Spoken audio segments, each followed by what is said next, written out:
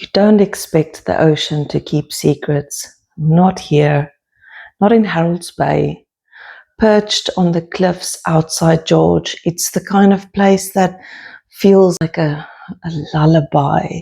Salt on the wind, sandstone homes clinging to the rocks, the endless hush of waves below. But when the silence deepens, when no one's around to witness what slips over the edge, Herolds Bay becomes something else entirely. This is the story of Voëlklip, a cliff so beautiful it draws thousands of visitors each year, and so deadly that locals have given it a name that chills, the Cliff of Death.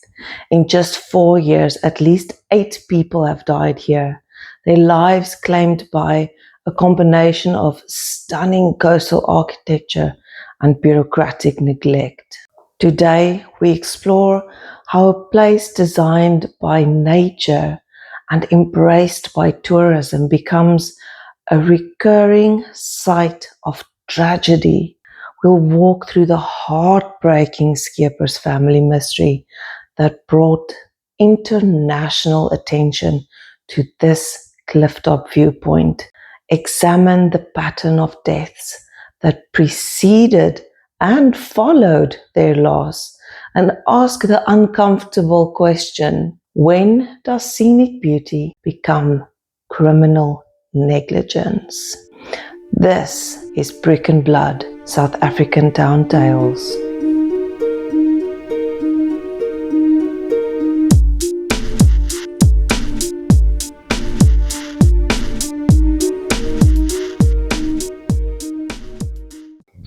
October 22nd, 2019, a Tuesday afternoon that would shatter a family and haunt a community.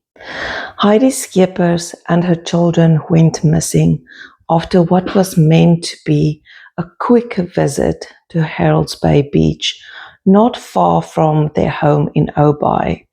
She was 35 years old, a devoted mother to 6-year-old Cozette and 2-year-old Hugo. But Cozette wasn't like other children. She was diagnosed with holoprosencephaly, a severe brain malformation that occurs in only 1 in 16,000 births. Children with this condition often require intensive care, and Heidi had dedicated her life to providing it. The family ran Herolds Cafe together, Heidi and her husband Etienne building a business and a life in this coastal paradise. Their vehicle, a charcoal-colored VW Caravelle. That afternoon, Heidi told Etienne she was taking the children to check on a holiday rental property. Minutes away, she said. It was supposed to be a quick errand, the kind of mundane task that fills a parent's day. She loaded Cozette and Hugo into the Caravelle and drove toward Voëlklip, a scenic viewpoint that tourists flock to for its stunning clifftop views. But as the sun set over the Indian Ocean, the Scheepers family didn't come home. When darkness fell without a word from his wife, Etienne began to worry.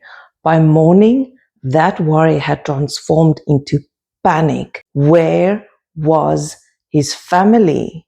The search began immediately. Police, rescue services, volunteers, everyone looking for a charcoal VW Caravelle and a family that had simply vanished. The first clue came quickly and devastatingly.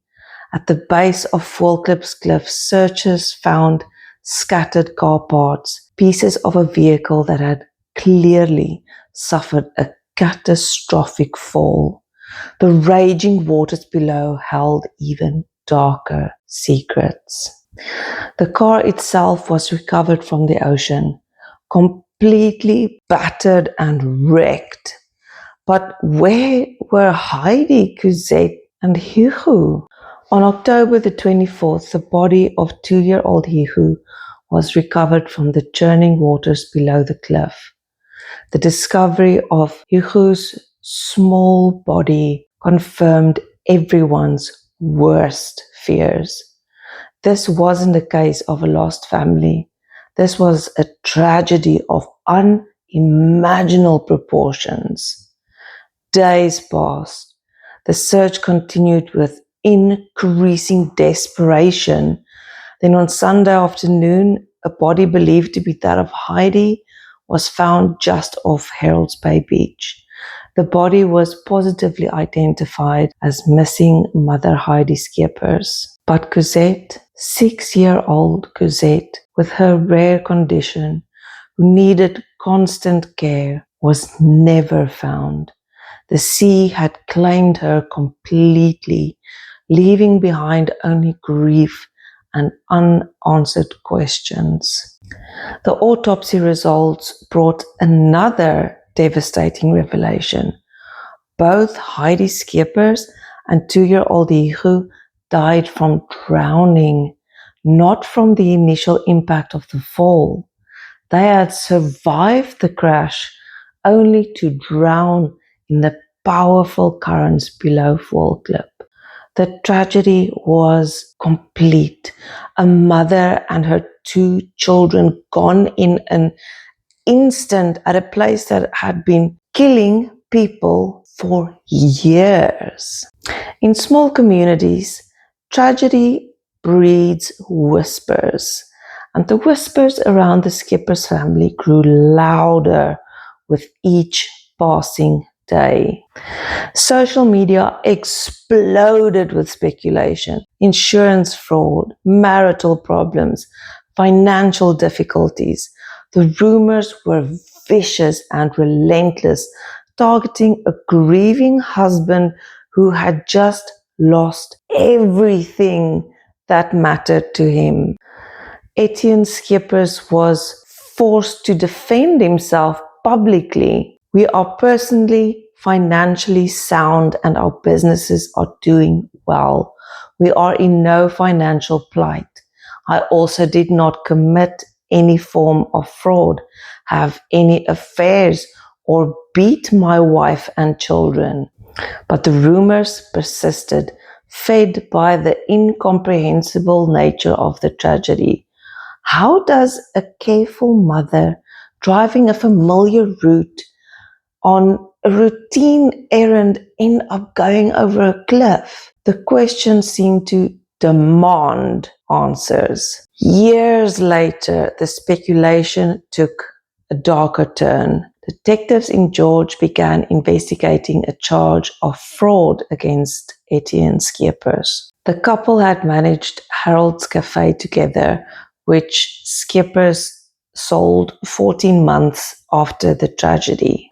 The fraud investigation added fuel to conspiracy theories. Scheepers claimed foul play was involved, though whether he meant someone had harmed his family or whether others suspected him of foul play remains unclear. What is certain is that Etienne Scheepers has lived under a cloud of suspicion since losing his family, denying allegations that insurance fraud, financial issues, physical abuse, and extramarital affairs played any role in their disappearance. The truth may be simpler and more tragic. Sometimes good people die in terrible accidents at places that were never made safe. Voëlklip had been claiming lives long before the Scheepers family arrived that October afternoon. The area where the Scheepers family plunged down the cliff was the exact spot where 3 students from George had fallen in 2015.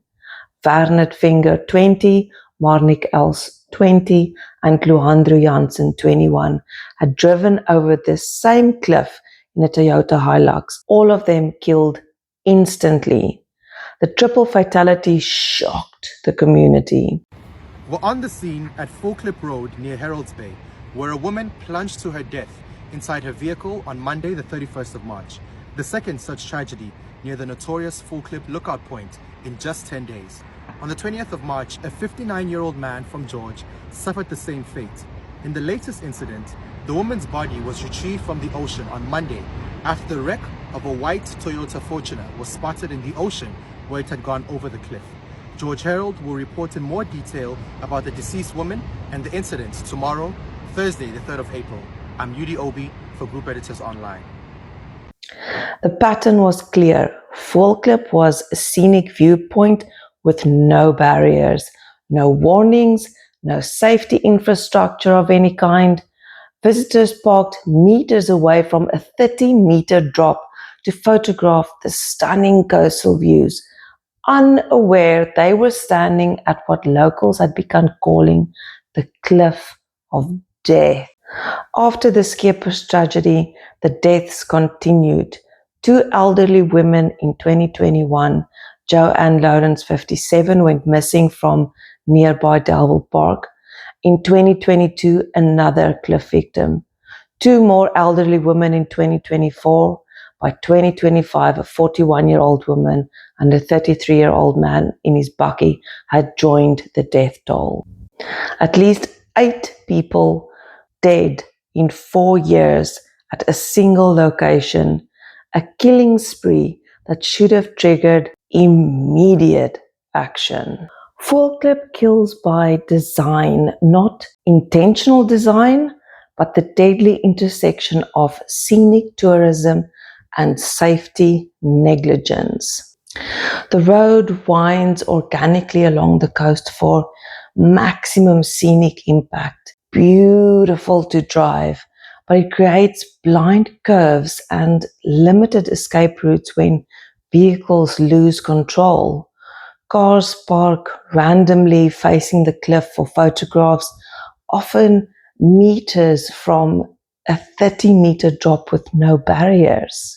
The viewing infrastructure consisted of nothing: no formal platform, no safety barriers, no warnings until 2022. Natural beauty actively disguises danger. Coastal wind erodes cliff edges that look solid. Salt spray makes surfaces slippery. Indigenous vegetation creates visual screens so other visitors can't see accidents happening. The same features that make Voëlklip photogenic makes it lethal. Tourism marketing showcased stunning views without mentioning the deadly history. Each campaign brought more visitors to unsafe conditions. The economic paradox of a tourism economy built on inherently dangerous attractions where safety infrastructure threatens scenic appeal. The bureaucratic response was glacial. Voëlklip Road crossed private land, creating jurisdictional confusion about who could install safety barriers. A multi-stakeholder task team formed involving the Department of Transport, environmental authorities, ratepayer associations, and private landowners. Progress was measured in years, while people continued to die. Finally, corporate intervention succeeded where government had failed. Dodger Insurance funded 50 safety poles and warning boulders, barriers that arrived only after the Scheepers family and at least 5 others had already perished. So we ask the question, why does the Scheepers tragedy deserve our attention?